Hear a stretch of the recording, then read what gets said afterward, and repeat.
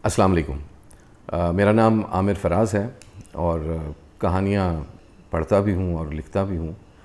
एक कदीम अदबी तंज़ीम हल्का अरबाब ज़ौक़ का मुंतखब सेक्रेटरी हूँ और मैं 7वीं मरतबा ये फ़राइज़ अंजाम दे रहा हूँ। ये जो वीडियो लॉग है ये जॉय ऑफ़ उर्दू की जो कैंपेन है, घर बैठिए किताबें पढ़िए, मुझे खुशी है कि मैं उसका हिस्सा बन रहा हूँ। गुज़िश्ता चंद रोज़ से आप सब जानते हैं कि हम एक सदमे से गुज़र रहे हैं। आसिफ़ असलम फ़ारूक़ी साहब इंतकाल फरमा गए और जहाँ जो लोग उनसे आशना थे उनके लिए एक ज़ाती नुकसान है, वहाँ ये अदब के लिए एक सानहे से कम नहीं है। लेकिन वहीं ये इत्मीनान भी है कि वो अपने काम के ज़रिए यहीं कहीं हमारे आसपास मौजूद रहेंगे। आसिफ़ फ़ारूक़ी साहब से मेरा गायबाना तारुफ़ उनकी एक ट्रांसलेशन उन्होंने की, उर्दू तर्जुमा किया हरमन हैसे के नावल का सिद्धारत के उन्वान से, तो वो यकीनन उससे मेरा उनका पहला तारुफ़ हुआ। और वो नावल मुझे कौसैन से ये शाया हुआ था, लाहौर से, और मोहम्मद सलीमुर रहमान साहब ने मुझे वो नावल दिया। उसके बाद उनके बहुत से अफ़सानवी मजमूए तो आते रहे, लेकिन मेरा उनसे दूसरा जो तारुफ़ जिसे मैं समझता हूँ कि एक बहुत अहम तारुफ़ हुआ, वो शाम के एक ऑथर रफ़ीक शामी साहब का एक नावल उन्होंने ट्रांसलेट किया उर्दू में, मुट्ठी भर सितारे। ये 1993 में उन्होंने ट्रांसलेट किया, लेकिन ये शाया हुआ कराची से 1997 में। ये दोनों किताबें मैं बहुत लोगों को मैंने रिकमेंड की हैं और ख़ुद भी इन्हें पढ़ा है बार बार, और यकीन कीजिए कि इन दो किताबों ने बहुत ज़िंदगियाँ तब्दील की हैं। और भी यकीनन बहुत सी ऐसी किताबें होंगी, लेकिन मुझे इस वक्त ये दो किताबों का ज़िक्र करना आसिफ़ फ़ारूक़ी साहब के हवाले से ये ज़रूरी मालूम हो रहा है। मेरे पास उसका 1983 का शाया शुदा एडिशन सिद्धारत है। मैं चाहता हूँ कि एक झलक आप भी इसकी देखें, और इसी तरह रफ़ीक शामी साहब का वो नावल मुट्ठी भर सितारे, उसका भी जो 1997 में पहला एडिशन शाया हुआ था, ये भी मेरे पास है। आज कुछ पढ़ना चाह रहा हूँ तो सोचा कि आसिफ़ फ़ारूक़ी साहब की कोई तहरीर का कुछ हिस्सा आपको मैं पढ़ के सुनाऊँ। आसिफ़ फ़ारूक़ी साहब ने जहाँ बहुत से काम और किए, अफ़साने लिखे, तनक़ीद पे उनका बहुत काम है, तहक़ीक़ पे है, वहीं उनका एक अहम काम जो था वो अक्टूबर 2000 में उन्होंने दुनिया ज़ात के नाम से एक किताबी सिलसिले का आगाज़ किया। और मैं समझता हूँ कि ये जो उसके जितने भी शुमारे आए, जितने भी उसके पर्चे शाया हुए, वो आइंदा हमेशा न सिर्फ़ एक अदबी दस्तावेज़ के तौर पे, बल्कि हमारे अहद की एक समाजी और सियासी तारीख़ी दस्तावेज़ के तौर पे भी हमेशा हवाले के तौर पे याद रखे जाएंगे। इन शुमारों में बाकी मवाद के साथ साथ उनका लिखा हुआ इदारिया भी बड़ी ख़ासे की चीज़ हुआ करता था। तो मैं आज उनके पहले शुमारे में जो उनका इदारिया शाया हुआ था, उससे मैं चंद इक़्तबासात आपके लिए पेश करता हूँ। और यूँ तो ये इसका जो बुनियादी मज़मून है वो दांते की डिवाइन कॉमेडी से मुतल्लिक़ है, लेकिन इसके साथ साथ इसके ज़ैली जो मौज़ूआत हैं इस इदारिये के, उसमें किताबें और किताबों का दोबारा पढ़ना, और फिर हमारे जो उस वक्त के जो समाजी और सियासी हालात थे उनको किस तरह से उन्होंने उस डिवाइन कॉमेडी के साथ जोड़ा है, तो ये एक बहुत ही दिलचस्प मज़मून है। इसके साथ ये उनकी नसर का और उनके असलूब का एक बहुत खूबसूरत नमूना भी है। तो मुकम्मल मज़मून जो इदारिया है वो कदर तवील है, तो मैं इसमें से चंद इक़्तबासात आपके लिए पेश करता हूँ। इसका उन्वान आसिफ़ फ़ारूक़ी साहब ने रखा है, ख़ुदकुशी का जंगल।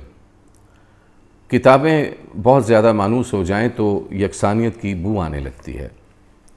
हम उन्हें एक ही तरह से पढ़ने के ख़ुगर हो जाते हैं, और फिर जब उनका सामना हो तो कन्नी काटने लगते हैं।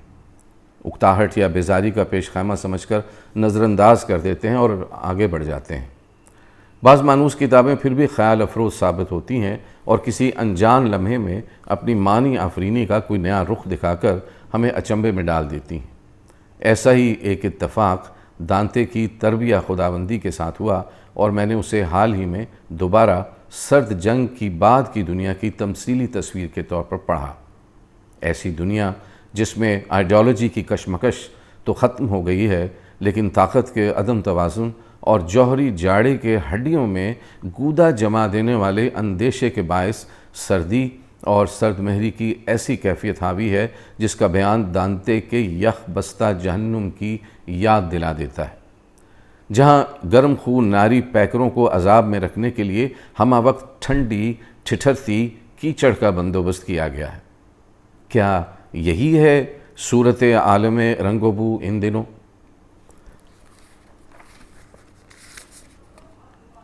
جہنم کے 13ویں کانتوں کی ابتدا ہی نفی سے ہوتی ہے۔ اصل متن کا پہلا لفظ نون ہے، یعنی اطالوی زبان کا نہیں۔ اس کے بعد چند ابتدائی سطریں ان پتوں کا ذکر کرتی ہیں جن کا رنگ ہرا نہیں ہوا، وہ ٹہنیاں جن میں پھل نہیں بلکہ زہریلے کانٹے اگتے ہیں، اور اس بن کی تصویر سی ابھر کر آتی ہے جس میں وحشی جانور بھی نہیں رہتے۔ نفی کا یہ آغاز مترجم برقرار نہیں رکھ سکا، مگر اس فنی نکتے کی تحسین کے بعد وہ اس کانتوں کی معنیاتی بازگوئی کرتا ہے جہاں اس کے الفاظ میں نظم کے اس آہنگ میں دانتے اور ورجل جہنم کے اس حصے میں داخل ہوتے ہیں جو ان روحوں کے لیے مخصوص ہے جنہوں نے تشدد کے ساتھ اپنے ساتھ وجود کی نفی کی تھی۔ یہ ان لوگوں کی روحیں ہیں جنہوں نے زندگی کی نعمت کو اپنے ہاتھوں ٹھکرا دیا اور اس کی نفی کرتے ہوئے اپنے ہاتھوں اپنی ہی جان لے لی۔ اب ہم خودکشی کے جنگل سے گزر رہے ہیں۔ یہ وہ لوگ ہیں کہ جن سے اپنی زندگی کا بار امانت نہ اٹھ سکا، اور جو مایوسی اور نا امیدی کے ایسے گھٹا ٹوپ اندھیرے میں گم ہو گئے کہ تشدد کی انتہائی اور بھیانک صورتوں پر اتر آئے۔ دانتے ان کو عذاب ابدی میں مبتلا دکھاتے ہوئے بھی ان کی انسانیت اور زندگی سے انکار کرتا ہے، جو بذات خود ایک بڑی اہم بات ہے۔ اس اہم اخلاقی و فنی نکتے کو سراہتے ہوئے وہ کہتا ہے کہ مایوسی کے بنجر گناہ کی علامتی تصویر کشی اس طرح ہوئی ہے کہ جیسے ہر طرف بہت کچھ ہے، ایک گھنی بہتات ہے، غیر حیات کا گھنا جنگل ہے جس میں پتاور کا رنگ ہرا بھرا نہیں بلکہ خاکی ہے اور شاخیں کجمج۔ زندگی کے قرین کی یہ مادی صورتیں اس افراد میں انسانی و زمینی زندگی اس صورت سے بڑھ کر ہیں کہ جس کو ہم جانتے ہیں۔ مایوسی روح سے عاری ہے، اور مٹی کے رنگ کے ان درختوں سے وہ بے جان بدن لٹکیں گے جو دوزخ کے دوسرے مبتلائے عذاب لوگوں کے مقابلے میں بے روح بے جان نظر آتے ہیں۔ ان کو ابدی زندگی نہیں حاصل ہو سکتی، اس کے باوجود یہ غیر حیات سے بھرپور ہیں۔ خیر، یہ تو قصہ الگ ہے۔ جہنم میں واپس لوٹ چلیں تو دانتے کے طریقہ کار کی ستائش کرتے ہوئے پنسکی نے یہ بھی لکھا ہے کہ طبعی تفصیلات کے بیان سے دانتے وہ تاثر پیدا کر دیتا ہے جو ڈراؤنی فلموں کا خاصہ ہے۔ گویا دانتے کی مانوی اولاد صرف پاؤنڈ اور ایلیٹ جیسے شاعر نہیں، ہالی ووڈ کی فلمیں بھی ہیں۔ دانتے کی تربیہ انسانی قراردادیں یا دنیا کی پہلی خاموش ڈراؤنی فلم، یہ کتاب ایک باضابطہ اور کثیر الجہد جہان معنی آشکار کرتی ہوئی اس طرح محسوس ہوتی ہے کہ وہ جو بہت دیکھا بھالا تھا مبتلائے حیرت ہو کر نامانوس بننے لگتا ہے۔ اب میرا تخیل فردوس بنی سے نکل کر جہنم واصل ہوا۔ اس جہنم کا نقشہ میرے سامنے نثر میں کھلتا ہے۔ پنسکی کا ترجمہ منظوم ہے اور کسی حد تک قافیے کے التزام کے ساتھ۔ غلطی ہائے مضامین ہی صحیح، یوں تو شوکت واسطی نے اس کتاب کا منظوم ترجمہ کیا ہے جو چند سال پہلے شائع ہوا ہے، لیکن اس سے پہلے انگریزی میں ڈورتھی سیئرز کا پینگوئن کلاسکس والا ایڈیشن اور اس سے بھی پہلے لارنس کا ترجمہ موجود ہے، جس کے بارے میں ایزرا پاؤنڈ نے کہا تھا کہ اس کی بدولت دانتے کی طویل نظم کو ایک ناول کی سی روانی اور تیزی کے ساتھ پڑھا جا سکتا ہے۔ دانتے کو میں اسی طرح پڑھتا آیا ہوں اور اب بھی یہی راستہ میرے سامنے کھلا ہے۔ یادوں کی کسی الماری کے کواڑ کھل جاتے ہیں۔ یہاں آپ دیکھیں کہ فروخی صاحب اپنا جو احوال ہے وہ کس طرح سے اسے بیان کر رہے ہیں۔ یادوں کی کسی الماری کے کواڑ کھل جاتے ہیں اور لڑکپن کے اونگتے اوبتے ہوئے کسی دور میں جس کی ورق گردانی کی تھی، ساقی کا وہ شمارہ سامنے آ جاتا ہے جس میں عنایت اللہ دہلوی کے ترجمے میں دانتے کا جہنم شائع ہوا تھا۔ جہنم کے ساتھ کا کی وضاحت میرے لیے اس وقت بھی حیرت کا سبب بنی تھی کہ کیا اس طرح حقوق ملکیت ظاہر کیے جا رہے ہیں یا خدا کے جہنم سے تفریق کی جا رہی ہے؟ ہر ایک کے لیے اپنا اپنا جہنم۔ بسیدہ بادامی ورق پلٹنے سے میری انگلیاں گرد آلود ہو جاتی ہیں اور پرانی شکستہ جلد بندی کے اندر سے سلور فش سرسرا کر نکل جاتی ہے، جو اب میری ساری کتابوں پر قابض قاری بن گئی ہے۔ میں اس کے رنگ اڑے سرورق کو دیکھتا ہوں جو کبھی نارنجی رہا ہوگا، جہنم کے شعلوں کے رنگ ٹھنڈے بھی پڑ سکتے ہیں۔ میں اس کو واپس الماری میں رکھ کر کتاب اٹھا لیتا ہوں۔ یہ وہ نثری ترجمہ ہے جو وضاحتی حاشیوں کے ساتھ چابک دست افسانہ نگار عزیز احمد نے کیا اور انجمن ترقی اردو ہند نے 1943 میں دہلی سے شائع کیا۔ یہ کتاب بھی کسی اور زمانے کی معلوم ہوتی ہے جب انجمن ترقی اردو کا نام ایک اجتماعی خواہش کا اظہار معلوم ہوتا تھا اور عالمی ادب کے تراجم اس خواہش کے حصول کا ذریعہ، مگر اب ہم نے تراجم کو اپنے ادب کی مرکزی دھارا سے الگ کوئی سست رو اور گدلی متوازی ندی سمجھنے کی ٹھان لی ہے۔ اقبال کے حوالے سے عزیز احمد ایک اہم نقاد بہر طور بنتے ہیں، لیکن دانتے کے بارے میں ان کا یہ تنقیدی بیان بھی محل نظر ہے کہ جہنم یا فردوس محض مقامات نہیں، حالتیں بھی ہیں۔ میں اس جملے تک پہنچ کر رک جاتا ہوں اور اس سے آگے نہیں بڑھ پاتا۔ واہ! میں اس جملے تک پہنچ کر رک جاتا ہوں اور اس سے آگے نہیں بڑھ پاتا۔ میری کھڑکی سے دھوپ اندر آ رہی ہے اور کمرے کے فرش پر ایک نمونہ سا بنا رہی ہے جس کی سیدھ میں گرد کے ہزاروں ذرے ترمرے ناچ رہے ہیں۔ باقی کتابوں کاغذوں پر ریت کی تہ جمی ہوئی ہے جو ہوا چلتی ہے تو سرسراتی ہے، پھر ایک لمحے کے لیے جیسے لفظ سرکتے ہیں۔ دانتے کے الفاظ میرے کمرے کی ریت اور یہ ہوا جو اس ملک کے کونے کونے سے چلتی ہوئی اس شہر کا رخ کر رہی ہے جہاں میں رات گئے سر جھکائے بیٹھا اپنے اڑتے ہوئے خیالات کا تعاقب کر رہا ہوں۔ کیا ان سب چیزوں میں کوئی ربط ہے؟ کیا میری جان کی سب اکائیاں ریزہ ریزہ ہیں؟ تاثر جو ختم ہو جاتا ہے اور وحدت جو ٹوٹ جاتی ہے۔ مجھے یاد آیا کہ برسوں پہلے استاد محترم ڈاکٹر ہارون احمد نے خودکشی کے متعلق گفتگو کی تھی کہ یہ ان کی تحقیق کا موضوع تھا، اور اس نفسیاتی دباؤ کا ذکر کرتے ہوئے جس کی زد میں آ کر ایک مایوس انسان کو اس کے علاوہ اور کوئی راستہ سجھائی نہیں دیتا کہ اپنے ہی ہاتھوں اپنی زندگی ختم کر ڈالے۔ انہوں نے یہ کہا تھا کہ ہلاک شدہ پر جو گزرتی ہے سو گزرتی ہے، پسماندگان اس طرح دہل جاتے ہیں کہ اس واقعے سے انکار کرنے لگتے ہیں اور اس کے بارے میں بات کرنے یا تحقیق کرنے والے سے کسی قسم کا تعاون کرنے پر آمادہ نہیں ہوتے۔ میں سوچتا ہوں یہ جھجک تو اب ٹوٹ گئی۔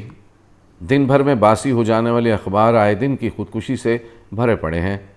کیا اسے خودکشی کی وبا نہیں قرار دینا چاہیے؟ خودکشی کے لیے اسلام میں وجودی انتخاب کی سی دلکش اصطلاح کے بجائے حرام موت کا تصور وابستہ رہا ہے۔ یہ صدیوں پرانا تصور استقراء کیسے ٹوٹ گیا، اور کیا ہم سب بیٹھے بٹھائے سیسیفس میں تبدیل ہو گئے جس کے راستے کا پتھر اچانک نادیدہ ہو گیا اور ہاتھوں میں گولیوں سے بھرے ہوئے پستول آ گئے؟ اس پستول کی ڈال کا لمس اس قدر ٹھنڈا ہے کہ میں ایک بار پھر دانتے کے اوراق میں لوٹ جانا چاہتا ہوں، مگر کتاب کے صفحے پر نظر نہیں پڑتی، نظر اچڑ جاتی ہے اور دھیان بڑھ جاتا ہے۔ خوف کی ایک سرسراہٹ تن بدن میں دوڑ جاتی ہے۔ ہم خودکشی کے جنگل سے گزر رہے ہیں، یہاں ہم سب دانتے ہیں اور ورجل کوئی نہیں۔ میں ایک بار پھر رابرٹ پنسکی کا تعارفی نوٹ اٹھا لیتا ہوں، یہ سوچ کر کہ تنقید میں نسبتاً عافیت ہوگی۔ خودکشی اخلاقی حقیقت سے معزول ہو جاتی ہے اور اس طرح بدن کو گھائل کر کے روح کو مسخ کر ڈالتی ہے۔ وہ لکھتا ہے اور پھر ترجمے کی مبادیات بیان کرنے سے پہلے دنیا کے مجرد معنی اور گناہ کے بارے میں سینٹ آگسٹائن کے افکار کی تمثیل کاری کی طرف چل پڑتا ہے اور گھوم پھر کر کانتوں کی آخری سطر کی طرف آتا ہے جو بقول اس کے بچھو کی دم میں چھپے ڈنک کی طرح اس بات کی طرف پلٹ کر آتی ہے کہ روح کی غارت گری کتنا بڑا گناہ ہے۔ گناہ کے درجوں کا حساب تو دانتے لگاتا رہے، میرے لیے صفحہ بچھوؤں کے ڈنک سے بھر گیا ہے۔ خاک رنگ پتے، ٹیڑھی میڑھی شاخیں، پھل کے بجائے زہر بھرے کانٹے، کتنی ہی کتابوں کا یہ حال ہو گیا ہے۔ ان میں وہ غیر حیات بھری ہوئی ہے جو بہت تیزی سے بڑھنے، پھیلنے اور چھا جانے کی صلاحیت تو رکھتی ہے، مگر زہر بھرے کانٹے کی طرح ہے، اس میں پھل نہیں آتے۔ خون گشتہ جھاڑیاں کلام کر رہی ہیں، خاکستر سے معبد بنانے والوں کی محنت رائیگاں چلی جا رہی ہے۔ میں نے خود پھانسی کو اپنا گھر بنایا۔ بہت شکریہ۔